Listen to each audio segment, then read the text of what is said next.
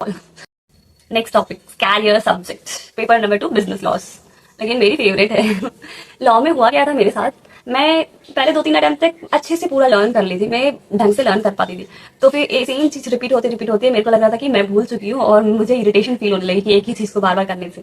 तो मैं क्या किया था कि वो लर्न करना छोड़ के बस मॉड्यूल रीड करने लगी। इससे मेरी क्या हुआ, मेरी प्रोविजन स्ट्रांग हो गई और मैं राइटिंग प्रैक्टिस करती थी। राइटिंग प्रैक्टिस अच्छे से करती थी, मतलब कि रेगुलर रोज 5-5 क्वेश्चन जितना हो पाती थी। मेरे को 2-3 घंटा लॉ में देती थी, उसमें जितना क्वेश्चन, ये नहीं कि आज 5 ही करना है, ये 2 ही करना है, जितना हो पाती थी उस टाइम में उतना कर लेती थी। देन लॉ में क्या किया था, writing practice and module reading, keywords वगैरह जो हाईलाइट करके रखी थी उसको सारे मैंने रीड किया था। इस बार की मेट 1 की पेपर आप भी देखे होंगे। स्टार्टिंग से मतलब कि हुआ क्या था, 1.5 पेजेस में एक क्वेश्चन और उसके सब पास। ये स्टार्टिंग रीड करके एंड आते आते लगता था कि स्टोरी स्टार्ट कहाँ से हुई है, आते आते बीच में हम एंड कहाँ कर रहे हैं, मेरे को समझ नहीं आती थी। तो पेपर ठीक ठाक गया था, बट गॉड्स ग्रेस बॉर्डर पे आके 40 से पास हुआ। इस बार 40 नंबर है लॉ में।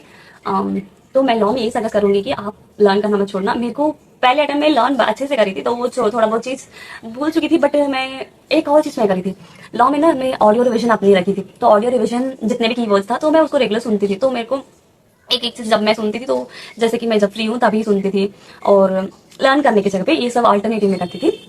ऑडियो रिविजन्स मेरे खुद के मैंने रिकॉर्ड करके जितना भी कीवर्ड्स, तो उसके साथ साथ मैं भी थोड़ा बहुत साथ साथ रिविजन हो जाती थी। तो मैं राइटिंग प्रैक्टिस और ऑडियो रिविजन सुनती थी और मॉड्यूल रीड करती थी। लॉ में इतना ही करी थी। मैं आपको यही सजेस्ट करूंगी कि आप कीवर्ड्स लर्न करो। अभी पहले से ही आप करते होंगे, और अभी लॉ में कीवर्ड्स अच्छे से लर्न कर लो एंड देन राइटिंग प्रैक्टिस मत छोड़ो। एंड मैं लॉ में क्या करती पता है, लॉ में ना राइटिंग प्रैक्टिस के लिए आप वीडियोस देखना मेरे को सही नहीं लगा। क्योंकि वीडियोस में होती क्या है कि आधे से ज्यादा टीचर्स खुद के लैंग्वेज में लिखते हैं, और मैं जब ऐसे के कुछ पीवाईक्यूज वगैरह कुछ देखती हूँ और वहां पे जाती हूँ, तो मेरे को दोनों में मिसमैच हो जाती है। तो मैं इस वजह से राइटिंग प्रैक्टिस के लिए एक भी वीडियोस नहीं देखी थी। डायरेक्ट मैं क्वेश्चंस वेबसाइट से डाउनलोड करके और डायरेक्ट क्वेश्चंस देख देख के मैं सॉल्व करती थी। तो इससे मेरे को प्रोविजन स्ट्रांग हुई एंड कौन से क्वेश्चन में कौन से प्रोविजन अप्लाई करनी है वो सब पता चली। मैं इसी वजह से लॉ ठीक ठाक गया मेरी हर एक अटेम्प्ट में। कब फर्स्ट अटेम्प्ट में सिर्फ लॉ में 36 आया था, उसके बाद लॉ में अच्छी खासी मार्क्स से आई थी। इस बार 40 आया। वो पेपर थोड़ा बहुत अटेम्प्ट भी नहीं कर पाई थी लास्ट में टाइम से।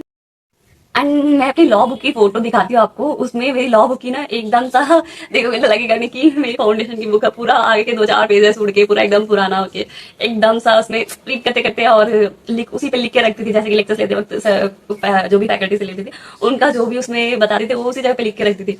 तो उस वजह से मेरी लॉ की बुक लॉ की बुक जैसे ही नहीं लगेगा। एंड जो मैंने पीडीएफ यूज करा था वेबसाइट से वो वाली, और 2-3 पीडीएफ इंपॉर्टेंट क्वेश्चन वाली पीडीएफ यूज करी थी। मैं आपको वो कमेंट बॉक्स में डिस्क्रिप्शन में वो पिन कर देती हूँ।